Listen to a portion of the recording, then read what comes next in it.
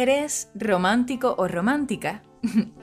¿Cuántas veces hemos escuchado ese adjetivo, ¿Y sabes que en la Europa de finales del siglo XVIII y la primera mitad del XIX se hizo sentir un movimiento cultural llamado romanticismo? ¿Qué hacían aquellos artistas románticos para ser llamados así? Tenía que ver con el significado que actualmente le damos a ese término. Bueno, mi nombre es Greta y te saludo como siempre desde La Habana. ¿Que sí yo soy romántica? Bueno, diría que sí, lo que es justo a la medida, O eso creo yo. Y no aguanto, ya les pregunto a mis amigas que siempre me acompañan, Gretel y Janie. Bienvenidas, chicas. Buenas, buenas. Hola a todos. ¿Qué tan románticas son mis amigas? ¿De qué romanticismo estamos hablando, Gretel?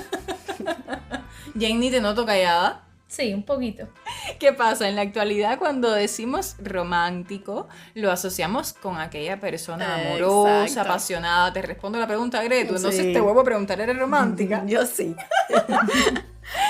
Con esa persona un poco soñadora también, sentimental en sentido general. Pero es que aquellos artistas románticos del siglo XVIII y XIX también eran muy apasionados. Sí que lo eran, ¿cómo no? Yo creo que en exceso.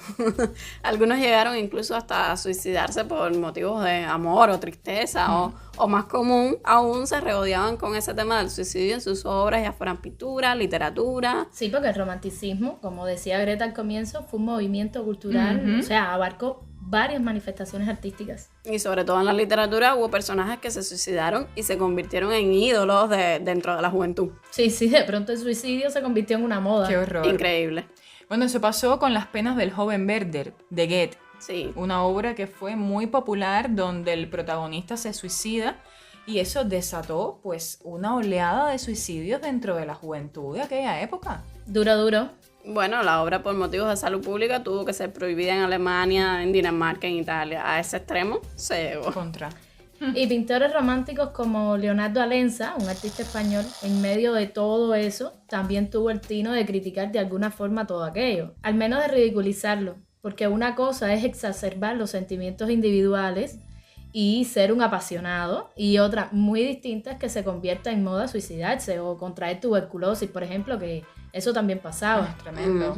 Leonardo Alenza pintó una obra muy conocida que se titula Sátira del suicidio romántico, en la que pinta a un escritor fracasado que decide acabar con su vida tirándose por un barranco y no le es suficiente. Por si fuera poco. Por si acaso tiene un puñal para clavárselo por si falla en la caída. No. Qué dramático. En general, los artistas románticos se sentían como unos seres que tenían una gran creatividad y una gran imaginación, incomprendidas por la sociedad, por lo tanto eran, digamos, como seres atormentados. Esto se contrapone con la idea del genio renacentista, Sí. quien Sí. es mostrado como un hombre muy hábil en su arte, de impecable manejo de las técnicas artísticas.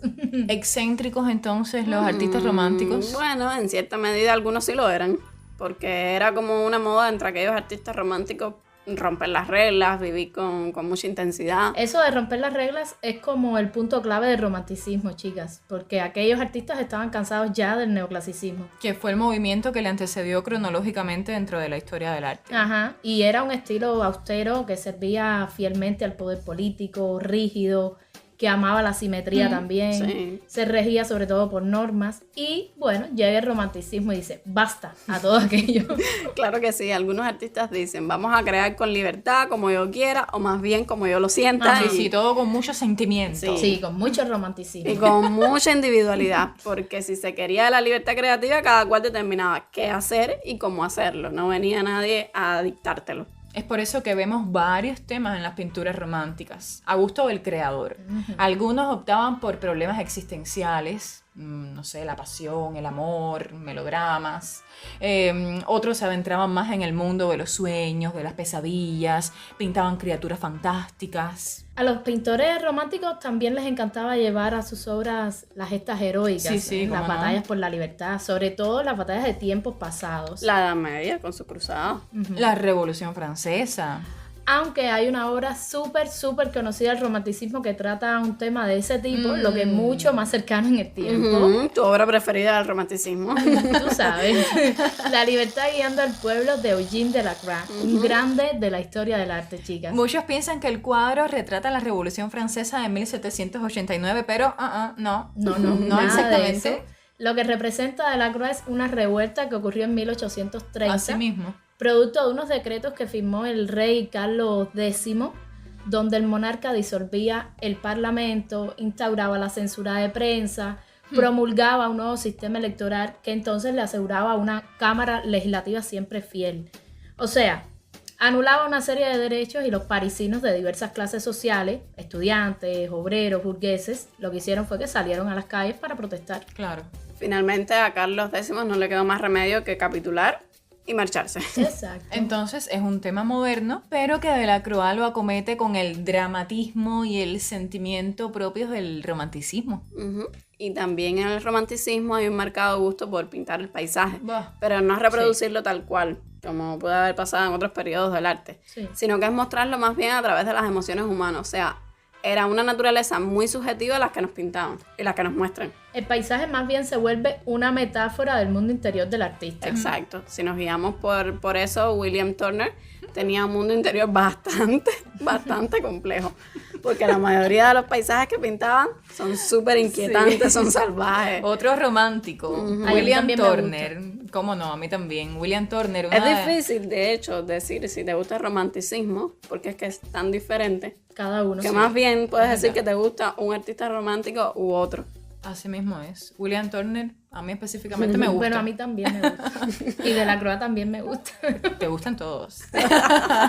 Los artistas. Una de las obras más conocidas de Turner se titula Lluvia, Vapor y Velocidad.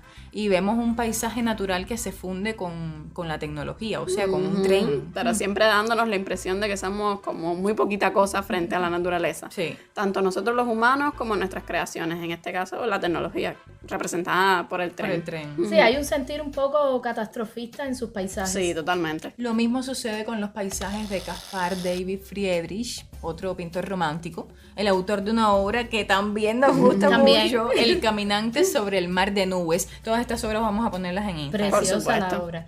Donde en esa obra el ser humano también se ve empequeñecido ante el paisaje. Sí, muchas veces lo pinta de espaldas al espectador. En todas estas obras románticas ya es evidente que no se está tratando de imitar el pasado clásico, como si podíamos ver en el neoclasicismo. Ya aquí no hay simetría, el color está por encima del dibujo. Y o se sea, busca representar el mundo interior Exacto. del artista, lo vuelvo a decir. Por muy macabro que vuélvelo pueda a ser. decir. Hemos ya mencionado varios nombres claves del Y romanticismo. dentro de la historia del arte, Gretu, Sí, es verdad. porque Delacroix, Turner, Friedrich, Géricault son artistas que se estudian y se mencionan constantemente. Sí. Vamos, que cualquier museo o coleccionista se enorgullece de tener obras suyas. Y si se fijan, son de diferentes nacionalidades. Francia, Gran Bretaña, Alemania. Bueno, el romanticismo fue un movimiento que se extendió por toda Europa. Que es otro elemento importante. Sí, y no es solo que se extendiera, sino que en cada país tuvo sus características específicas diferentes, como tú decías ahorita. Es que es Gretu. lógico, chicas, porque si es un movimiento que promueve la individualidad, Claro. o sea, que no se guía por reglas establecidas, es lógico que sea variado. Por supuesto. Y de eso mismo se deriva un gran aporte de este movimiento, del romanticismo. Un aporte que a mí me fascina y que marcó un antes y un después en la historia del arte. Más que uno, creo que son varios aportes. Sí. Sí. Regresamos ahora. Estamos en Instagram, @huyelarte_podcast. Si nos ponemos a pensar, chicas, aquello de promover la libertad de la creación individual del artista trajo varias consecuencias, como decía hace un momento. En primer lugar, favoreció la originalidad. Así mismo. Me encanta. Ujú. Se hicieron cosas nuevas y se dejó atrás la idea de que el arte debía responder a la tradición o continuarla o perfeccionarla, en fin. Sí, que yo pintara diferente a los demás, que yo innovara, pues estaba bien. Que el pintor demostrara que era un ser único, pues estaba bien. Todo muy romántico. Sí, Sí. Y número 2, el artista comienza a crear lo que estima conveniente y no lo que le encargan. Ujú. Y eso es un paso súper importante que se da en el romanticismo. Otro aporte. Exacto.